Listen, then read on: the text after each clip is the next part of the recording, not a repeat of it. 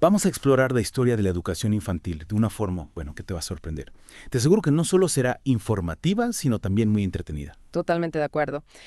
Vamos a hacer un viaje apasionante que nos llevará desde la ilustración, pasando por los precursores de la escuela nueva, hasta llegar a su desarrollo y la influencia que ha tenido en la educación actual. Un viaje. Prepárate para encontrarte con nombres como Rousseau, Montessori o Froebel, pero sin enredos académicos. Lo que queremos es que descubras las ideas clave y cómo siguen resonando en las aulas de hoy en día. Me encanta la idea de un viaje a través del tiempo. Empecemos entonces por la ilustración. Imaginemos el siglo XVIII, una época de grandes cambios donde la razón y el progreso eran las banderas que guiaban a la sociedad. Y en este contexto surge Rousseau, un pensador que revolucionó la forma de ver la infancia con su obra Emilio, ¿no? Rousseau, sí, sacudió los cimientos de la educación tradicional. Imagínate la osadía para la época. Su idea de respetar el desarrollo natural del niño con la mínima intervención del adulto era algo totalmente revolucionario. Ajá. Defendía que los niños aprenden mejor a través de la experiencia directa, explorando su entorno y descubriendo el mundo a su propio ritmo. Es como si Rousseau hubiera anticipado esas tendencias modernas de crianza que enfatizan el aprendizaje autodirigido, ¿no crees? Dejar que los niños tomen la iniciativa, que experimenten y aprendan a través del juego, en lugar de imponerles un método rígido. Exacto. Rousseau plantó la semilla de una nueva forma de entender la infancia y el aprendizaje. Pero el viaje no termina ahí. A finales del siglo XIX y principios del XX surgen otros pensadores que van a abonar el terreno para el florecimiento de la escuela nueva. Figuras como Comenio, Pestalozzi o Froebel, quizás menos conocidos que Rousseau, pero con un impacto enorme en la educación. Hablemos de estos precursores que a veces quedan un poco en la sombra de los grandes nombres. Empecemos por Comenio, un pedagogo del siglo XVII adelantado a su tiempo. Comenio fue un visionario que soñó con una educación universal, accesible para todos sin importar su origen social. En su obra Didáctica Magna propone un método natural de enseñanza que prioriza la comprensión a través de los sentidos. Fíjate, en pleno siglo XVII ya hablaba de la importancia del aprendizaje sensorial. Increíble. Es como si hubiera sentado las bases de lo que hoy en día vemos en las aulas de infantil, ¿no? Las mesas sensoriales, los materiales manipulativos. Todo eso conecta directamente con la idea de Comenio de que los niños aprenden a través de la experiencia, tocando, oliendo, experimentando con los 5 sentidos. Efectivamente. Y junto a Comenio encontramos a Pestalozzi, un pedagogo suizo profundamente influenciado por Rousseau. Pestalozzi creía en el desarrollo integral del niño, no solo en el desarrollo intelectual, sino también en el físico, el emocional y el social. Ese concepto de desarrollo holístico, tan presente en la educación actual, allá lo defendía Pestalozzi en el siglo XVIII. Es fascinante cómo estas ideas, que surgieron hace tanto tiempo, siguen siendo la base de muchos enfoques pedagógicos modernos. Pensemos en estos currículos de educación infantil que van más allá de lo académico, incluyendo la música, el arte, el movimiento. Pestalozzi también introdujo la idea de que el aprendizaje debe ir de lo concreto a lo abstracto, de lo simple a lo complejo, es decir, empezar por la experiencia sensorial, por la manipulación de objetos reales, antes de pasar a conceptos más abstractos. No. ¿Te das cuenta de la vigencia de este enfoque en la pedagogía actual? Totalmente. Y no podemos olvidarnos de Froebel, el creador de los jardines de infancia, los Kindergarten. ¡Qué gran invento! Froebel revolucionó la educación al introducir la idea del juego como herramienta fundamental para el aprendizaje. Froebel diseñó materiales específicos, los dones, para estimular las habilidades sensoriales y cognitivas de los niños a través del juego. Estos materiales, con formas geométricas y colores llamativos, permitían a los niños explorar, construir, crear y aprender jugando, una idea que sentó las bases para la pedagogía moderna y que hoy en día está más vigente que nunca. Es increíble cómo estas ideas que surgieron hace más de un siglo siguen estando tan presentes en las aulas de hoy en día. Pero ahora, me gustaría que nos adentráramos un poco más en el movimiento de la escuela nueva. ¿Cómo surge este movimiento y cuáles son sus principios fundamentales? La escuela nueva surge a finales del siglo XIX como una reacción a la rigidez de la educación tradicional. Se centra en el niño como protagonista de su propio aprendizaje, adaptándose a su ritmo y necesidades. Suena a una auténtica revolución educativa. ¿Cuáles son esos principios que la definen? ¿Qué la hace tan especial? La escuela nueva se basa en varios principios fundamentales, pero podríamos destacar la individualización, la globalización, la socialización, la autoeducación y la importancia de la relación familia-escuela. Es un enfoque integral. No se trata solo de que el niño aprenda contenidos, sino que se desarrolle como persona en todas sus dimensiones. Exactamente. Y estos principios se traducen en una serie de prácticas pedagógicas innovadoras que exploraremos con más detalle a continuación. Genial. porque tengo muchísima curiosidad por conocer a las figuras claves de este movimiento y cómo sus ideas han influido en la educación infantil tal como las conocemos hoy en día. Por supuesto.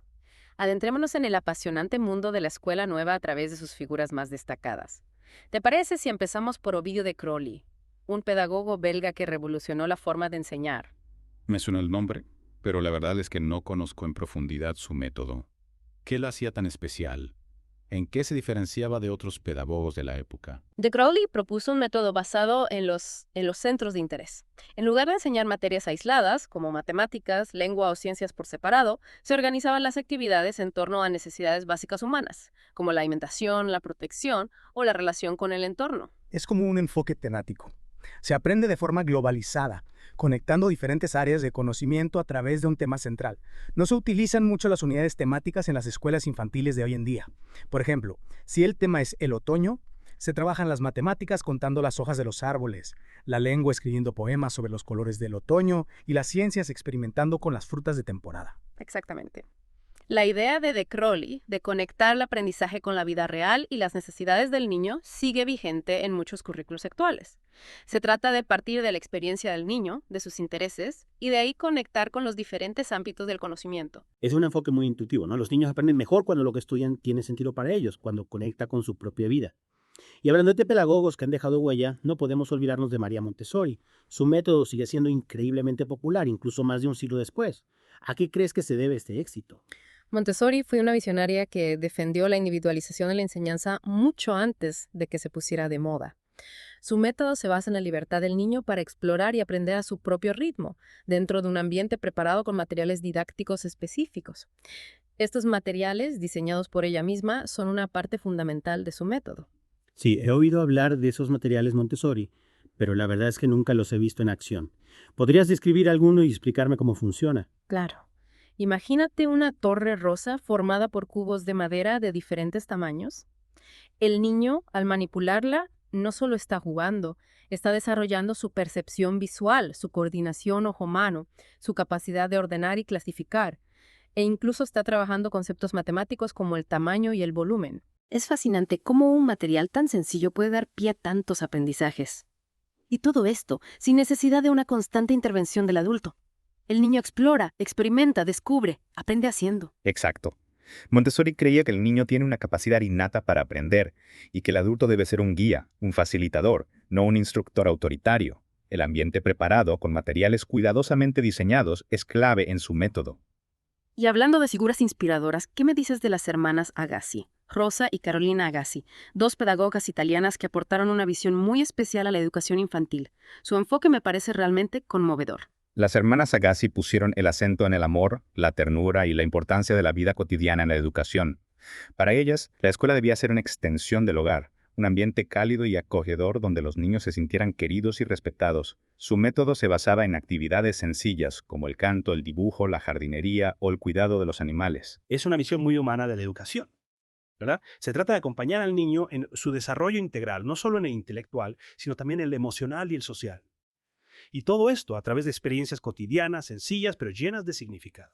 Efectivamente, las hermanas Agassi sí nos recuerdan que la educación no solo se trata de adquirir conocimiento, sino también de desarrollar valores como la solidaridad, la responsabilidad, el respeto por la naturaleza. Valores que se aprenden a través de la experiencia, de la convivencia, del cuidado del entorno. Y ahora me gustaría que habláramos de otro gran innovador, Célestin Freinet, un pedagogo francés que también revolucionó la forma de enseñar. Su enfoque cooperativo me parece especialmente relevante en el mundo actual. Freinet creía que el aprendizaje debía ser activo, basado en la experiencia y la práctica. Introdujo innovaciones como la imprenta escolar, donde los niños podían crear sus propios textos y compartirlos con sus compañeros. Imagínate la motivación que sentían al ver sus propias palabras impresas convertidas en un libro, en una revista. Es una idea genial. Fomenta la creatividad, el trabajo en equipo, la expresión personal. Y en la era digital, la idea de Freinet de crear contenido propio y compartirlo cobra aún más relevancia. Las nuevas tecnologías nos ofrecen un sinfín de posibilidades para que los niños se conviertan en creadores, en comunicadores. Sin duda, Freinet fue un visionario que entendió la importancia de la colaboración y la expresión personal en el aprendizaje. Y su legado sigue inspirando a muchos educadores que buscan formas de hacer que el aprendizaje sea más significativo y participativo. Para ir completando este recorrido por las figuras clave de la escuela nueva, me gustaría que hablásemos de Edouard Claparède y John Dewey. ¿Qué destacarías de sus aportaciones? Claparède, un psicólogo suizo, fue un pionero en el estudio del desarrollo infantil. Creía que la actividad era el motor del aprendizaje y defendía una pedagogía basada en la acción, en la experimentación. Sus casas de los niños eran verdaderos laboratorios donde se observaba a los niños en acción, se estudiaba su forma de aprender y se formaba a los educadores. Un enfoque muy práctico, centrado en la observación y la experimentación. Y Dewey, ¿qué nos puedes contar sobre él? Sé que era un filósofo y pedagogo estadounidense con ideas muy innovadoras. John Dewey defendía un aprendizaje basado en proyectos y experiencias reales. Para él, la educación debía preparar a los niños para la vida en sociedad, para ser ciudadanos activos y comprometidos. Ponía el énfasis en la conexión entre la escuela y la vida real, en aprender haciendo, resolviendo problemas, trabajando en equipo. Es decir, que la escuela no debe ser un lugar aislado del mundo, sino un espacio que prepare a los niños para enfrentarse a los retos de la vida real. Y hablando de retos, ¿cuál dirías que es el principal reto al que se enfrenta la educación infantil en el siglo XXI?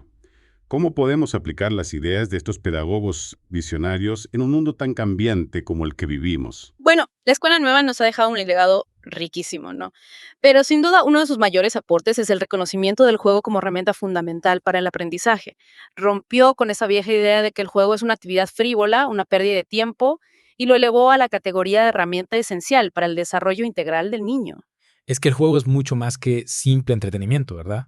A través del juego, los niños exploran el mundo, experimentan, socializan, desarrollan su creatividad, aprenden a resolver problemas.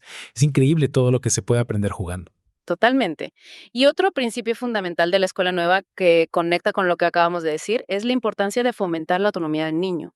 Estos pedagogos visionarios pues nos enseñaron que los niños no son recipientes vacíos que hay que llenar de conocimientos, sino que tienen una capacidad innata para aprender y explorar el mundo por sí mismos. Claro, se trata de darles espacio. Para que se equivoquen, para que experimenten, para que prueben, para que descubran sus propias respuestas. Qué importante es esto para desarrollar su creatividad y su confianza en sí mismos. Exactamente. Y no podemos olvidar la individualización de la enseñanza, otro pilar fundamental de la escuela nueva. Cada niño es único, tiene su propio ritmo de aprendizaje, sus intereses, sus necesidades. La escuela nueva puso el foco en adaptar la educación a cada niño en lugar de intentar encajar a todos en un mismo molde. Es un enfoque que sigue siendo tan relevante hoy en día, ¿verdad? En un mundo cada vez más diverso e inclusivo, la individualización de la enseñanza es fundamental. No se trata de tratar a todos por igual, sino de dar a cada niño lo que necesita para desarrollar todo su potencial. Sin duda. Y por último, destacaría la importancia de crear ambientes estimulantes para el aprendizaje. La escuela nueva nos enseñó que el entorno físico y emocional influye directamente en el desarrollo del niño. No se trata solo de lo que se enseña, sino también de cómo se enseña y en qué contexto. Claro, rodearlos de belleza, ¿no? De materiales que invitan a la exploración, de un ambiente cálido y acogedor. ¿Qué diferencia puede hacer esto en la experiencia de aprendizaje? Recuerdo una vez que visité una escuela infantil donde las aulas parecían pequeños bosques encantados, con rincones de lectura, mesas de experimentación, materiales naturales. Los niños estaban felices, motivados, aprendiendo a través del juego y la exploración. Es que la escuela nueva no se limitó a proponer nuevas ideas, sino que las puso en práctica, creando escuelas innovadoras, llenas de luz, de color, de vida. Y aunque este movimiento tuvo su auge a principios del siglo XX, sus ideas siguen vigentes, inspirando a educadores de todo el mundo. Es fascinante ver cómo las ideas de estos pedagogos visionarios han trascendido el tiempo y siguen resonando en las aulas de hoy en día. Y ahora, para ir cerrando esta inmersión en la historia de la educación infantil, me gustaría plantearte una pregunta para reflexionar. Pensemos en nuestras propias experiencias en la infancia, en cómo nos educaron, en los juegos que disfrutábamos, en los maestros que nos marcaron, cómo se alineaban esas experiencias con los principios de la escuela nueva. Es una pregunta muy interesante. Quizás algunos de nuestros oyentes se identifiquen con esos principios, quizás otros no tanto. Pero lo importante es tomar conciencia de cómo esas experiencias tempranas han influido en lo que somos hoy, en nuestra forma de aprender, de relacionarnos con el mundo, de ver la vida. Y si llevamos la reflexión un paso más allá, ¿cómo podríamos aplicar algunos de estos principios en nuestras vidas adultas? ¿Cómo podríamos comentar la curiosidad, el juego, la autonomía en nuestro propio aprendizaje? Porque la escuela nueva no solo nos enseña cómo educar a los niños, sino también cómo aprender y crecer a lo largo de toda la vida. Totalmente de acuerdo. Nunca es tarde para recuperar la capacidad de asombro para jugar, para experimentar, para aprender cosas nuevas. La escuela nueva nos recuerda que el aprendizaje puede ser un proceso apasionante, creativo, lleno de alegría. Y con esa reflexión final, damos por concluida esta fascinante inmersión en la historia de la educación infantil. Espero que te haya inspirado, que te haya hecho pensar, que te haya dado ganas de seguir aprendiendo. Muchas gracias por acompañarnos en este viaje a través del tiempo. Ha sido un placer compartir estas ideas contigo. Nos vemos en la próxima inmersión, donde exploraremos un tema completamente diferente. Hasta pronto.